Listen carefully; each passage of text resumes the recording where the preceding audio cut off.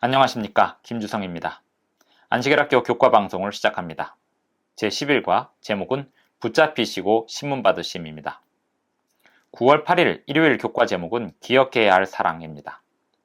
마가복음 14장에는 두 가지 이야기가 교차하고 있습니다. 마가복음 14장 1절을 보면 시간적 배경이 나오는데 이틀이 지나면 유월절이라고 설명합니다. 1절과 2절을 읽어보겠습니다. 이틀이 지나면 유월절과 무교절이라 대제사장들과 서기관들이 예수를 흉계로 잡아 죽일 방도를 구하며 이르되 밀란이 날까 하노니 명절에는 하지 말자 하더라. 이 사람들이 가진 모임은 아마도 화요일 밤이나 수요일 밤에 있었을 것입니다. 대제사장들과 서기관들은 계획과 시기를 정해두었습니다. 그들의 목표를 이룰 수단이 필요했습니다. 그 수단은 의외의 방법으로 나타나게 될 것이었습니다. 마가복음에서 이 단락은 마가복음에 나오는 5번째 샌드위치 구조가 시작되는 단락입니다. 마가복음 14장 3절을 보겠습니다. 예수께서 베다니 나병 환자 시몬의 집에서 식사하실 때에 한 여자가 매우 값진 향유 곧 순전한 나드 한 옥합을 가지고 와서 그 옥합을 깨뜨려 예수의 머리에 부으니. 예수님을 향한 비밀스러운 음모 이야기가 시작되다가 갑자기 3절에서 예수님의 머리에 값진 향유를 몰래 붓는 여인의 이야기가 나타납니다. 그 이야기가 마치면서 앞에 음모 이야기가 계속하여 전개됩니다. 두 이야기에서 병행되는 특징이 있는데 정반대의 행동들이 나타납니다. 아이러니하게 대조되고 있습니다. 이 여인이 누구인지에 대하여 마가는 굳이 밝히지 않습니다. 이 여인이 예수님께 부은 엄청난 선물은 예수님을 팔아먹는 유다의 배신과는 대조를 이룹니다. 여인은 이름은 나오지 않는 반면에 유다는 12제자 중에 하나라고 설명됩니다. 여인의 선물의 가치가 얼마인지 나오지만 유다의 가치는 돈에 관한 약속뿐입니다. 이 여인이 왜 이런 행동을 하였는지에 대한 구체적인 이유는 나오지 않지만 이 장소에 모인 손님들은 거의 1년치 일당에 해당하는 비용이 드는 향유를 예수님께 부은 이 행위가 대단한 낭비라고 생각하고 비난하였습니다. 하지만 예수님은 그 여인의 입장에서 개입하셔서 말씀하시기를 그 여인의 행위는 복음이 선포되는 도처에서 기념하게 될 것이라 하였습니다. 기억되어야 하고 잊을 수 없었습니다. 복음서 기자들은 각자의 복음서에서 이 여인의 행위를 말했습니다. 아마도 예수님께서 이 여인의 행위가 기억되어야 한다고 하신 말씀 때문일지도 모릅니다. 유다의 배신도 잊을 수 없습니다. 마가는 그의 동기는 탐욕이라고 암시하고 있습니다. 요한복음은 그 사실을 분명하게 밝힙니다. 마가는 여인과 유다 사이에 전혀 다른 동기와 음모를 대조하기 위해서 좋은 일이라는 말을 가지고 비교되는 점을 보이고 있습니다. 예수님은 마가복음 14장 6절에서 그 여인의 행위를 좋은 일이라고 하였습니다. 그러면서 예수님은 주위 사람들에게 말씀하시기를 가난한 사람은 항상 주변에 있으니 그들에게 좋은 일을 할 기회는 언제나 있다고 하셨습니다. 마가복음 14장 9절을 보면 예수님은 이 여인의 행위가 좋은 소식을 전하는 일에 함께 기억될 것이라 하였습니다. 마가복음 14장 11절을 보면 유다는 예수님을 배신할 좋은 기회를 찾고 있습니다. 이런 상황을 나열한 이유는 메시아를 파멸시키려는 사람들의 음모조차 실제로는 복음의 한 부분이 될 것을 설명하려고 하기 때문입니다. 왜냐하면 그 일로 인하여 인류의 구원을 위해서 당신의 아들을 내놓으시는 하나님의 뜻이 이루어지는 결과를 내고 있기 때문입니다. 9월 9일 월요일 교과 제목은 마지막 만찬입니다. 예수님과 제자들의 마지막 만찬에서 주는 중요한 교훈은 무엇일까요? 마가복음 14장 22절로 26절까지 읽어보겠습니다. 그들이 먹을 때에 예수께서 떡을 가지사 축복하시고 떼어 제자들에게 주시며 이르시되 받으라 이것은 내 몸이니라 하시고 또 잔을 가지사 감사기도 하시고 그들에게 주시니 다 이를 마시매 이르시되 이것은 많은 사람을 위하여 흘리는 나의 피 곧 언약의 피니라. 진실로 너희에게 이르노니 내가 포도나무에서 난 것을 하나님 나라에서 새 것으로 마시는 날까지 다시 마시지 아니하리라 하시니라. 이에 그들이 찬미하고 감람산으로 가니라. 마가복음 14장 12절은 이날이 무교절의 첫날 곧 유월절 양 잡는 날이라고 말합니다. 이 만찬은 목요일 저녁에 있었습니다. 마지막 만찬에서 예수님은 새 기념 예식을 제정하셨습니다. 유대인의 유월절 예식에서 유래하고 이스라엘이 출애굽하여 시내산에서 하나님의 언약의 백성이 되는 것과 직접 연결되어 있습니다. 출애굽기 24장 8절을 보면 언약을 체결하면서 모세는 희생제물의 피를 백성들에게 뿌리고 이렇게 말했습니다. 이는 여호와께서 이 모든 말씀에 대하여 너희와 세우신 언약의 피니라. 예수님이 세우시는 이 예식이자 최후의 만찬에서 눈에 띄는 점은 유월절 양이 식사에 포함되지 않았다는 것입니다. 이유는 예수님 자신이 하나님의 어린 양이시기 때문입니다. 주의 만찬에서 떡은 예수님의 몸을 상징했습니다. 새 언약은 예수님의 피로 인쳐집니다. 잔이 그 피를 상징했습니다. 마가복음 14장 24절을 봅니다. 이르시되 이것은 많은 사람을 위하여 흘리는 나의 피 곧 언약의 피니라. 최후의 만찬 후에 예수님은 제자들이 자기를 버릴 것을 예언하셨습니다. 스가랴 13장 7절을 인용하셨습니다. 만군의 여호와가 말하노라. 카라 깨어서 내 목자 내 짝된 자를 치라. 목자를 치면 양이 흩어지려니와 작은 자들 위에는 내가 내 손을 들이우리라. 칼이 목자를 치면 양이 흩어진다 하였습니다. 예수님은 목자이시고 제자들은 양들입니다. 예수님의 예언은 너무 가혹하고 실망시키는 기별이었습니다. 하지만 예수님이 이어서 말씀하신 바에 희망이 있었습니다. 예수님의 부활을 다시 언급하셨습니다. 예수님은 제자들보다 앞서 갈릴리로 가시겠다고 하십니다. 이 예언은 예수님의 무덤 앞에서 흰옷을 입고 있던 청년이 다시 이야기할 것이었습니다. 그리하여 이 부분은 특별한 비중을 차지하는 내용입니다. 하지만 이 모든 내용이 제자들에게는 가혹해 보였습니다. 특별히 베드로에게 그렇게 보였습니다. 그 베드로는 모두가 예수님을 버릴지라도 자기는 안 그럴 거라고 큰 소리쳤습니다. 예수님은 엄숙한 목소리로 말씀하시기를 베드로가 예수님을 3번이나 부인하되 그 밤 닭이 2번 울기 전에 그리할 것이라고 예언하셨습니다. 이 예언은 예수님의 재판과 베드로의 부인의 장면에서 매우 중요한 의미를 차지하게 됩니다. 시대의 소망 673쪽에서 베드로에게 주시는 교훈에 대하여 읽어보겠습니다. 구주께서는 그리스도에 대한 그의 사랑까지라도 억눌러버릴 이기주의와 철면피함이 베드로에게 있는 것을 보셨다. 많은 결점, 억제하지 못하는 죄, 주의성 없는 정신, 성화되지 못한 성질, 시험에 뛰어드는 부주의함 등이 그의 생애 가운데 나타났다. 그리스도의 엄숙한 경고는 마음을 살피라는 일종의 요구였다. 베드로에게는 자신을 믿기보다는 그리스도를 향한 더욱 깊은 믿음이 필요했다. 9월 10일 화요일 교과 제목은 겟세마네입니다. 예수님은 겟세마네에서 어떤 기도를 드리셨을까요? 그리고 어떻게 응답받으셨을까요? 마가복음 14장 32절부터 42절까지를 보겠습니다.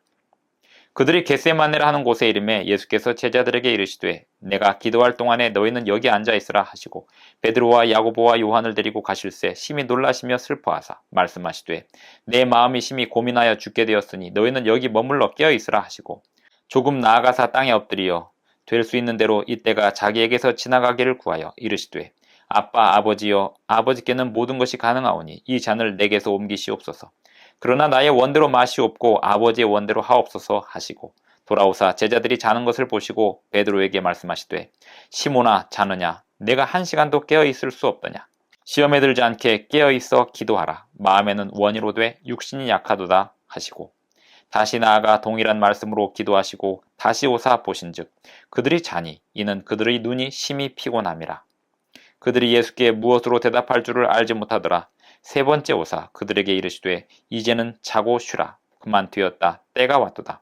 보라 인자가 죄인의 손에 팔리느니라. 일어나라 함께 가자. 보라 나를 파는 자가 가까이 왔느니라. 예수님은 유월절 식사를 마치시고 예루살렘 성을 떠나사 기드론 골짜기를 건너 감람산 골짜기에 있는 동산으로 향하셨습니다. 겟세마네 동산은 그 이름의 뜻이 기름 짜는 틀입니다. 그 근방에 감람유 짜는 틀이 있었던 것 같습니다. 그 정확한 장소는 알려지지 않는데 이유는 로마가 감람산의 모든 나무를 70년 포위하던 때 다 베어버렸기 때문입니다. 예수님께서 동산에 들어가시면서 제자들을 따로 두시고 베드로, 야고보, 요한을 데리고 들어가셨습니다. 그리고 이 3명의 제자도 따로 두신 채 예수님 홀로 더 멀리 들어가셨습니다. 이 특별한 격리는 예수님께서 앞으로 겪으실 환난에서 점점 더 혼자가 되심을 상징합니다. 예수님은 이 고난의 잔을 옮겨달라고 기도하셨지만 아버지의 뜻이 이루어지게 해달라고 하셨습니다. 예수님은 아람어로 아바 용어를 쓰셨는데 마가는 이 용어를 아버지로 번역했습니다. 이 용어는 어떤 사람들이 주장하는 것처럼 영어의 데디를 뜻하는 건 아니라고 합니다. 자녀가 아버지를 부르는 호칭으로는 아바가 아닌 아비라는 용어가 따로 있었기 때문이랍니다. 그럼에도 불구하고 아바라는 용어는 자녀와 아버지 사이의 친근한 유대 관계를 나타내는 의미라는 사실을 축소해서는 안 되겠습니다. 예수님이 기도하신 내용은 고통의 잔을 옮겨달라는 것입니다. 하지만 예수님은 아버지의 뜻에 자신을 복종시키셨습니다. 고통의 잔을 옮겨달라는 부분에 대해서는 그 이후에 벌어진 순환 이야기를 보면 응답받지 못한 것이 명백합니다. 하나님은 고난의 잔을 옮기시지 않으실 건데 그 이유는 그 잔을 통해서 세상에 구원이 제공될 것이기 때문입니다. 어려운 상황에 직면하게 되면 지지하는 친구가 큰 힘이 됩니다. 빌립보서 4장 13절을 보면 바울은 말하기를 자기에게 능력 주시는 분 안에서 모든 것을 할 수 있다 했습니다. 그런데 많은 사람들이 14절을 간과합니다. 14절은 그러나라는 말로 시작합니다. 읽어보겠습니다. 그러나 너희가 내 괴로움에 함께 참여하였으니 잘하였도다. 이것이 예수님이 겟세마네 동산에서 바라신 바였습니다. 세 차례나 제자들에게 위로를 받고 싶어 하셨습니다. 세 차례 모두 제자들은 자고 있었습니다. 결국에 예수님은 제자들을 깨우시고 앞으로 나가셨습니다. 시련을 만나기 위해서 앞으로 가자고 하셨습니다. 예수님은 준비되셨지만 제자들은 준비되지 못했습니다.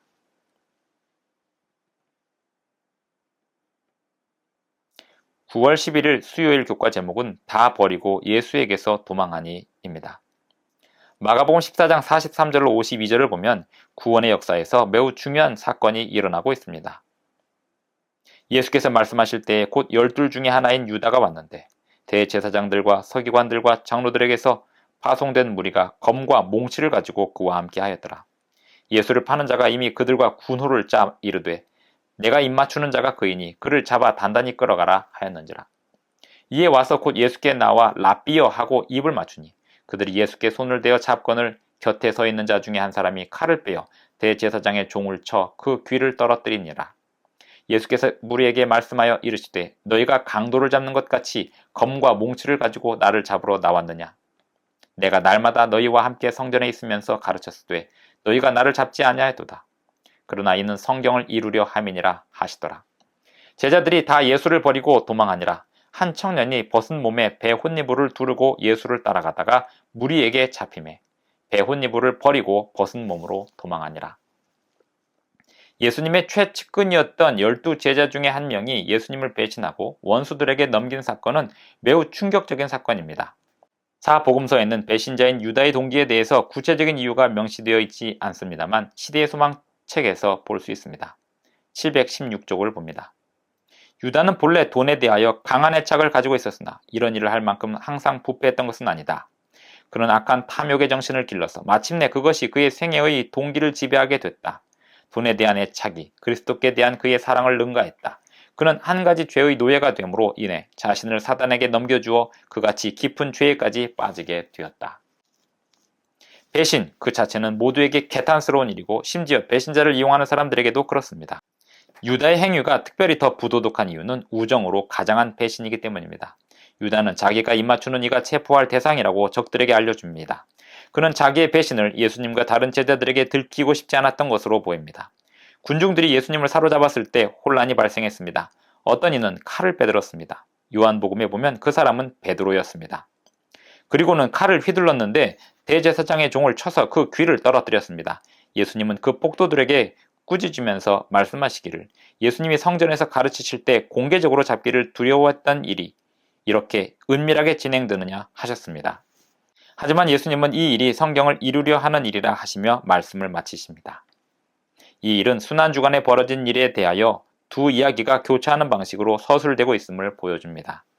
메시아를 파멸시키려는 인간의 노력에도 불구하고 그 일이 하나님의 뜻을 이루는 성취로 수렴되고 있습니다. 베드로를 포함하여 모든 제자들은 도망갔습니다. 그런데 베드로가 다시 나타납니다. 예수님을 멀리 따라가다가 결국에 문제에 빠집니다. 그리고 마가복음 14장 51절 52절을 보면 웬 젊은 사람이 예수님을 따라가다가 붙잡히니까 뒤집어 쓰고 있던 배 혼니부를 버리고 벗은 몸으로 도망칩니다. 이 사람의 행동에 대하여는 이곳 말고는 그 어디 복음서에도 나타나지 않습니다. 그래서 어떤 사람들은 생각하기를 이 젊은이가 마가 자신일 거라고 생각하는데 증명할 길은 없습니다. 주목할 만한 점은 그가 벗은 몸으로 도망쳤다는 사실입니다. 이 젊은이는 모든 것을 버리고 예수님을 따르는 대신 모든 것을 버리고 예수님에게서 도망쳤습니다. 9월 12일 목요일 교과 제목은 너는 누구냐입니다. 마가복음 14장 60절로 72절을 보면 예수님과 베드로의 행동이 대조되어 나옵니다. 마가복음 14장 60절로 72절을 보겠습니다. 대제사장이 가운데 일어서서 예수에게 물어 이르되 너는 아무 대답도 없느냐? 이 사람들이 너를 치는 증거가 어떠하냐 하되 침묵하고 아무 대답도 아니하시거늘 대제사장이 다시 물어 이르되 내가 찬송받을 이의 아들 그리스도냐? 예수께서 이르시되 내가 그니라. 인자가 권능자의 우편에 앉은 것과 하늘 구름을 타고 오는 것을 너희가 보리라 하시니. 대제사장이 자기 옷을 찢으며 이르되 우리가 어찌 더 증인을 요구하리요? 그 신성 모독하는 말을 너희가 들었도다. 너희는 어떻게 생각하느냐 하니. 그들이 다 예수를 사형에 해당한 자로 정죄하고 어떤 사람은 그에게 침을 뱉으며 그의 얼굴을 가리고 주먹으로 치며 이르되 선지자 노릇을 하라 하고 하인들은 손바닥으로 치더라. 베드로는 아랫뜰에 있더니 대제사장의 여종 하나가 와서 베드로가 불 쬐고 있는 것을 보고 주목하여 이르되 너도 나사렛 예수와 함께 있었도다 하거늘 베드로가 부인하여 이르되 나는 내가 말하는 것이 무엇인지 알지도 못하고 깨닫지도 못하겠노라 하며 앞들로 나갈세. 여종이 그를 보고 곁에 서 있는 자들에게 다시 이르되 이 사람은 그 도당이라 하되 또 부인하더라. 조금 후에 곁에 서 있는 사람들이 다시 베드로에게 말하되 너도 갈릴리 사람이니 참으로 그 도당이니라. 그러나 베드로가 저주하며 맹세하되 나는 너희가 말하는 이 사람을 알지 못하노라 하니 닭이 곧 두 번째 울더라. 이에 베드로가 예수께서 자기에게 하신 말씀 곧 닭이 두 번 울기 전에 네가 세 번 나를 부인하리라 하심이 기억되어 그 일을 생각하고 울었더라. 14장 53절로 59절을 보면 예수님은 사내들인 회원들에게 끌려가셔서 신문을 받기 시작합니다. 계속되는 신문에도 소득이 없었습니다. 예수님을 어떻게든 정죄하려고 시도하지만 복음서 기자들이 주목한 바에 의하면 증언들이 거짓되고 증인들의 증언이 서로 일치하지도 않았습니다. 마침내 대제사장이 일어나서 예수님을 직접 신문합니다. 예수님은 침묵하고 아무 대답도 않으십니다. 그러다가 대제사장이 예수님을 살아계신 하나님께 맹세하게 하고는 단도직입적으로 예수님이 메시아인지 답하라고 합니다. 그러자 예수님은 공개적으로 시인하시면서 다니엘 7장 13절 14절 내용을 언급하십니다. 인자가 권능자의 우편에 앉은 것과 하늘 구름을 타고 오실 것을 말씀하십니다. 이 말씀에 대제사장이 분노했습니다. 자기 옷을 찢으면서 예수님을 정죄하였습니다. 공회는 즉시로 예수님을 정죄하고 어떤 사람은 예수님께 침을 뱉으며 모욕했습니다. 예수님의 얼굴을 가리고 주먹으로 치고 선지자 노릇을 해보라고 희롱하였습니다. 한편 예수님이 재판정에서 신실한 증언을 하고 계시는 동안 밖에서 베드로는 거짓된 진술을 하고 있었습니다. 이 부분이 마가복음에 나오는 6번째 샌드위치 구조입니다.